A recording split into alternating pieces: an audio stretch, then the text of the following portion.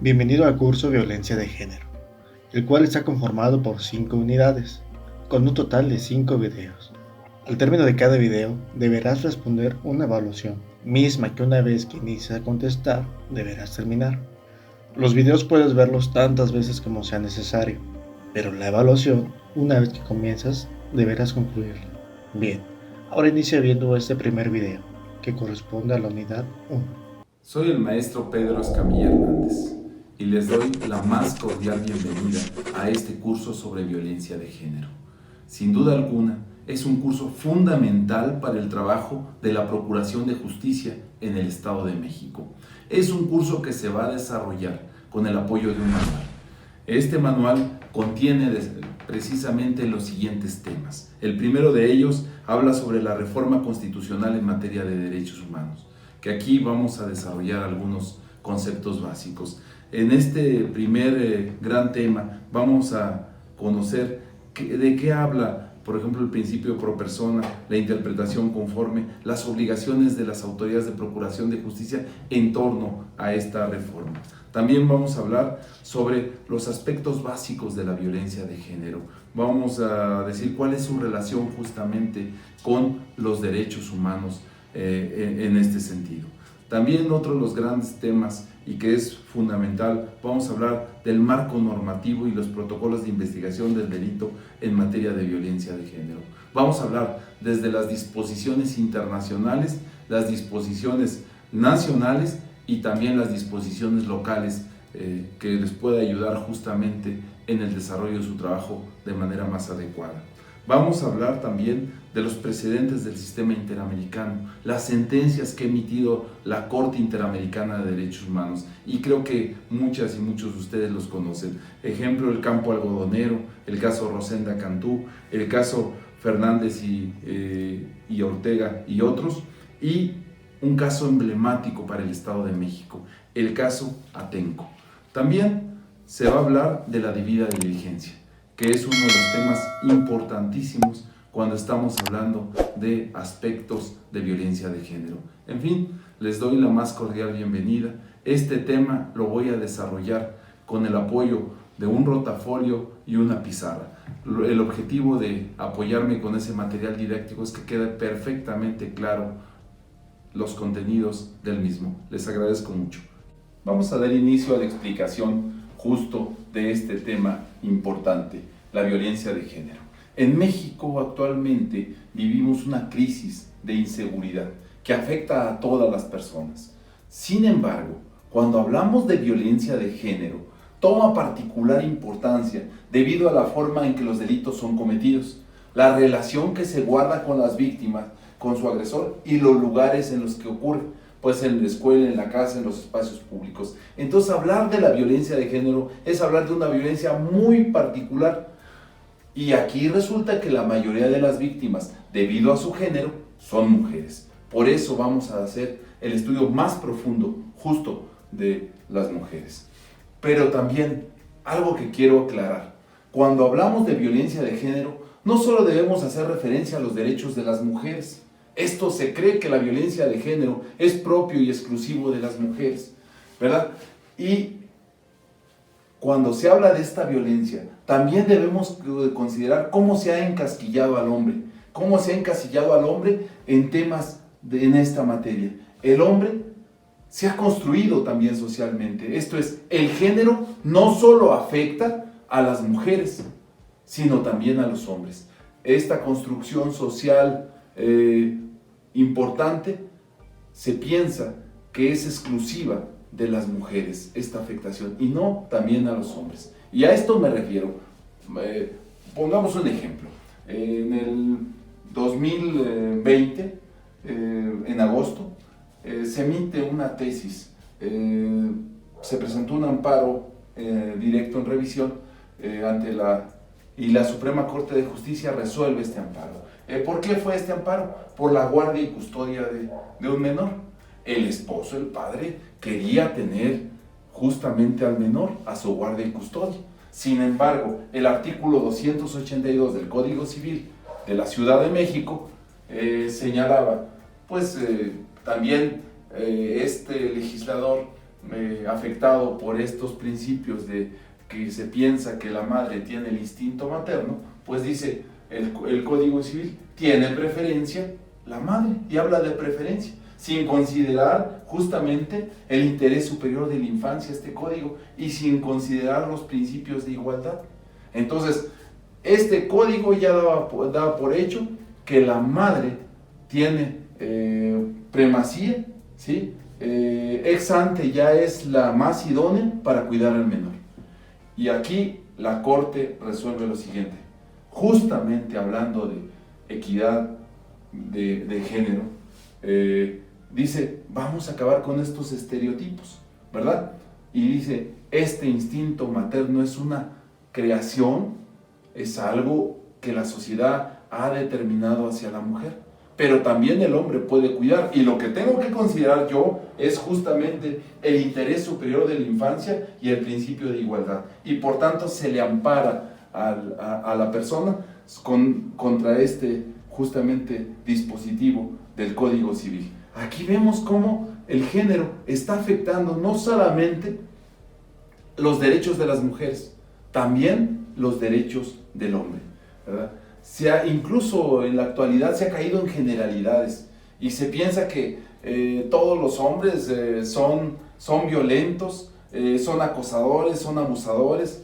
La mujer, por ciertos estereotipos e ideas que históricamente se tiene acerca de ella, pues realmente ha sido muy discriminada. Entonces es un tema interesante, muy importante, que también cuando las mujeres se presentan a solicitar el apoyo de la Procuración de Justicia en el país en general, sufre graves discriminaciones, justo porque es víctima de esta violencia de género. Bien. Existen instrumentos internacionales que protegen a las mujeres cuando son víctimas de violencia de género, pero son pocos conocidos, desafortunadamente, a pesar que ya tienen mucho tiempo de haberse publicado, son poco conocidos, ¿verdad? Y forman parte de nuestra legislación. También la jurisprudencia que emite la Corte Interamericana de Derechos Humanos es fundamental para proteger a las víctimas. Ustedes, dentro de la Procuración de Justicia, justo deben de conocer no solo los tratados internacionales, sino también la jurisprudencia importante de la Corte Interamericana, pero en muchas ocasiones no se aplica. Y no se aplica porque desafortunadamente no se conoce. Y cuando uno se pregunta, a ver, ¿cuántos tratados internacionales yo manejo y yo aplico en mi actividad diaria? Créanme que son diminutos, son muy pocos tratados internacionales. Y cuando aplicamos la jurisprudencia de la Corte Interamericana y también resulta complicado, que muchas veces ni siquiera la conocemos. Entonces, vamos por esto a hablar de la reforma constitucional del 2011. ¿Por qué es obligatorio hacer y ejecutar y aplicar tanto los tratados internacionales como la jurisprudencia de la Corte? Esta reforma del 2011 obliga a mirar siempre a la Procuración de Justicia con una visión más allá de nuestras fronteras. No solamente el derecho interno, y la jurisprudencia que emite nuestros tribunales, nuestro Poder Judicial de la Federación, sino también la jurisprudencia que emite justamente la Corte Interamericana de Derechos Humanos. Entonces, para ello, voy a permitirme leer el artículo primero de nuestra Constitución Política de los Estados Unidos Mexicanos. Fíjense que este artículo primero lo voy a leer para que ustedes lo recuerden. Seguramente lo han leído infinidad de veces, pero sí quiero ir señalando algunos aspectos fundamentales y por qué me refiero a este. Dice, en los Estados Unidos Mexicanos, todas las personas gozarán de los derechos humanos reconocidos en la Constitución y en los tratados internacionales de los que el Estado mexicano sea parte, así como las garantías para su protección, cuyo ejercicio no podrá restringirse ni suspenderse, salvo en los casos y bajo las condiciones que esta Constitución establece. También señala nuestro artículo primero de la Constitución que las normas relativas a derechos humanos se interpretarán de conformidad con esta Constitución y los tratados internacionales, ¿verdad? Y fíjense, y los tratados internacionales de la materia, favoreciendo en todo tiempo a las personas la protección más amplia. Señala en su siguiente párrafo, todas las autoridades, en el ámbito de sus competencias, todas las autoridades. Las de Procuración de Justicia, por supuesto que también son autoridades. Y también les obliga este párrafo. Todas las autoridades en el ámbito de su competencia tienen la obligación de promover, respetar, proteger y garantizar los derechos humanos de conformidad con los principios de universalidad, interdependencia, indivisibilidad y progresividad. En consecuencia, el Estado debe siempre prevenir, investigar y sancionar, así como reparar las violaciones a los derechos humanos en los términos que establezca la ley. Está prohibida la esclavitud en los Estados Unidos mexicanos. Los esclavos del extranjero que entren al territorio nacional alcanzarán por ese solo hecho su libertad y la protección de las leyes. Y cierra el artículo primero. Queda prohibida toda discriminación motivada por origen étnico o nacional, el género, importantísimo aquí, nuestra Constitución lo señala, toda discriminación motivada por el género, la edad, la discapacidad, la condición social, las condiciones de salud, la religión, las opiniones, las preferencias sexuales, el estado civil o cualquier otra que atente contra la dignidad humana y tenga por objeto anular o menoscabar los derechos y libertades de las personas. Sin duda alguna, es uno de los artículos que ha dado fuerza importante a los derechos humanos, ¿verdad? A estas prerrogativas fundamentales. Y así tenemos que este artículo primero constitucional reconoce dos fuentes en esta materia. Primero dice, los derechos humanos surgen de la Constitución, pero también de los tratados internacionales, ¿verdad? Y dice que todas las personas gozarán de los derechos que reconoce, ¿verdad? Los tratados y la Constitución. Señala estas dos fuentes que son fundamentales. Y también establece entonces que los tratados internacionales, ¿verdad? Y la Constitución no están jerárquicamente uno arriba de otro. Se complementan, simplemente. Entonces, se complementan para poder fortalecer y para poder proteger mejor a las personas. Entonces, hay dos fuentes en este sentido, la Constitución y los tratados, ¿verdad? La Constitución, estamos diciendo que se interpretan y aplican los derechos humanos haciendo un control de constitucionalidad, pero también se interpretan y aplican los derechos humanos haciendo un control de convencionalidad. Hay dos controles. Ahora tenemos que pasar por dos raseros importantes en la protección y en la observación de los derechos humanos de todas las personas. Esto es, cuando se aplica la Constitución, este primer rasero, los actos de cualquier autoridad deben estar siempre acordes a los principios que la Constitución establece. Si no, son inconstitucionales. Pero también los actos de cualquier autoridad deben de estar acordes, ¿verdad? Siempre a los tratados internacionales, si no son inconvencionales. Quiere decir esto, que si por ejemplo estamos hablando del Pacto Internacional de Derechos Civiles y Políticos o la Convención Americana de Derechos Humanos, ¿verdad?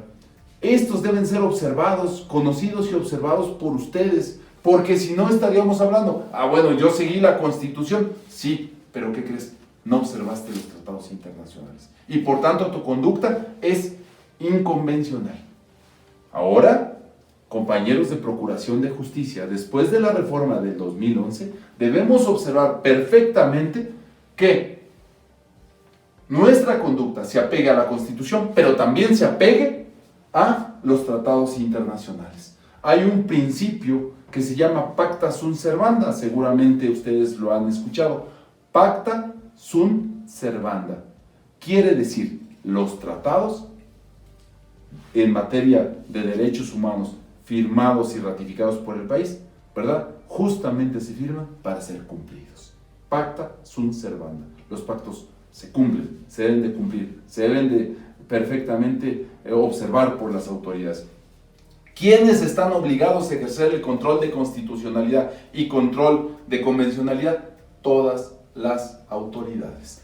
Todas las autoridades están obligadas a observar el control de constitucionalidad y el control de convencionalidad. Esto es importantísimo. Este control de convencionalidad, hacía un tiempo decíamos, bueno, ¿cuál está por encima, la Constitución o los tratados internacionales? Y decían, no, unos decían la Constitución, otros decían los tratados internacionales. Vaya, después de que la Suprema Corte de Justicia conoce justamente del caso Radilla, ya no queda lugar a duda. En el caso Rosendo Radilla, que seguramente ustedes lo conocen, y si no, es un elemento importante porque nos da bases fundamentales para nuestro sistema jurídico. El caso Rosendo Radilla, lo primero que señala es que se modifique dentro del ejército el artículo 57 y que los militares sean juzgados por leyes justamente civiles. Pero también dice que las sentencias emitidas por la Corte Interamericana son obligatorias y que todas las autoridades deben de ejercer justamente ese control de convencionalidad, ¿verdad? Son vinculantes las sentencias de la Corte y se debe de ejercer justamente el control de convencionalidad. Bien. Entonces, cuando nos explicaban a nosotros en nuestra materia de derecho, que decíamos, la Constitución se divide en dos partes, dogmática y orgánica, y muchos todavía tienen esa visión. Bien, si queremos seguir dividiendo la Constitución en dos partes, que nos quede clarísimo, la parte dogmática que nos habla de los derechos constitucionales, ¿verdad? También contempla los derechos de los que hablan los tratados internacionales. Ahora forman un bloque perfectamente establecido entre la Constitución y los tratados internacionales. Y entonces, cuando estamos hablando de este tema, que es fundamental, de violencia de género, debemos de observar justamente los tratados internacionales que protegen, ¿verdad?, a las mujeres y a los hombres para poder eliminar esta violencia. Quiero también comentarles que cuando hablamos justamente de este control de constitucionalidad y control de convencionalidad, ¿verdad?, ahora se habla de un bloque o parámetro de regularidad constitucional. Fíjense, bloque o parámetro de regularidad constitucional. En pocas palabras, es una fusión clara de dos controles, tanto el de constitucionalidad como el de convencionalidad. Y este bloque, justamente de regularidad constitucional, nos señala no solamente, fíjense aquí, los tratados internacionales y también la Constitución. Dice, sí, espérate, las autoridades tienen obligación de observar los tratados internacionales y la Constitución, y los derechos constitucionales, por supuesto. ¿Cuántos tratados internacionales en materia de derechos humanos ha firmado México? Según la Suprema Corte de Justicia, 210 tratados. ¿Cuántos aplican ustedes? ¿Cuántos conocen ustedes? Es importante hacer ese análisis y revisar su manual, que ahí señala dónde ustedes pueden observarlos y pueden empezar a estudiarlos si es que no manejan todos y cada uno de los tratados. Entonces, estamos hablando que este control de constitucionalidad más el control de convencionalidad forman en conjunto el bloque o parámetro de regularidad constitucional. Es importante este parámetro. Pero aquí, fíjense, justamente esta fusión de estos controles se establece y se señala por la Corte que no solamente deben de ser la Constitución política y los tratados internacionales. Fíjense, algún elemento importantísimo también. Nos señala que también deben de observar las jurisprudencias del Poder Judicial de la Federación y la jurisprudencia de la Corte Interamericana de Derechos Humanos. Quiere decir que cuando estamos hablando de un tema tan relevante para el trabajo de procuración de justicia, tan importante, debemos de observar en nuestra actuación, en nuestro trabajo, la Constitución Política de los Estados Unidos Mexicanos, los tratados internacionales firmados y ratificados por México y también la jurisprudencia del Poder Judicial de la Federación y por último, ¿verdad?, la jurisprudencia de la Corte Interamericana de Derechos Humanos. Hay casos tan importantes, por ejemplo, si hablamos del caso Atenco, hay jurisprudencia muy importante en los casos de tortura, en los casos de abuso sexual, en los casos porque este asunto se prestó. Entonces hay jurisprudencia que nos habla incluso de la violencia justamente de género. Nosotros que cuando estamos realizando nuestra actividad diaria, entonces a partir de ella tenemos que observar siempre la Constitución, la jurisprudencia del Poder Judicial de la Federación, los tratados internacionales firmados y ratificados por México y la jurisprudencia de la Corte Interamericana. Entonces, ya no es suficiente solo revisar las tesis de jurisprudencia. El famoso JUS ya no es suficiente con ello. Antes, nuestro tiempo, el JUS era la base. Y muchos decían, los tratados sí se aplican o los tratados no se aplican. Ahora, los tratados se aplican y es obligación. El JUS ya no es suficiente aplicar el JUS, no es suficiente aplicar nuestra jurisprudencia. Hay que aplicar la jurisprudencia de la Corte Interamericana de Derechos Humanos. Y ahí en el manual señala justamente dónde podemos encontrar esa jurisprudencia. Y también está interesantísima la jurisprudencia de la Corte Interamericana. No podemos quedarnos rezagados de ninguna manera. Tenemos que considerar justamente este parámetro de regularidad constitucional, ¿verdad? Entonces, todas las normas y los actos de autoridad deben de interpretarse siempre y aplicarse este parámetro fundamental, ¿verdad? Es entonces importantísimo la aplicación de estas disposiciones fundamentales. Fíjense, algo importante, cuando estamos hablando de lo que decía justamente el estudioso Hans Kelsen, que establecía que había una pirámide jurídica, y esa pirámide jurídica la estudiamos muchísimo justamente en nuestro trabajo diario, o cuando estudiábamos muchos de ustedes, que decía, hasta arriba de la pirámide hay algo que se llama norma fundamental hipotética. Es una norma porque constituye, solo una norma puede fundamentar a otra, es fundamental porque constituye el último fundamento de validez, y es hipotética porque solo es una hipótesis de trabajo. Y habla de un sistema jerárquico, habla de la Constitución, habla justamente de las leyes generales,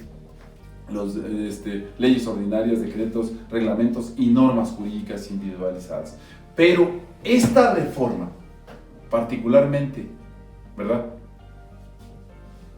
Si no acabó, porque sí se sigue estudiando esta pirámide como por los antecedentes, pero sí prácticamente lesionó de gravedad, si no lo mató, sí lo lesionó de gravedad a Hans Kelsen.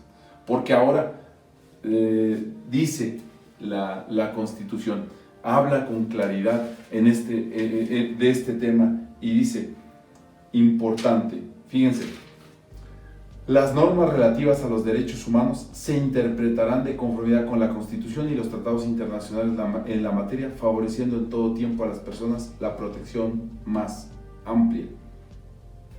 Quiere decir ahora que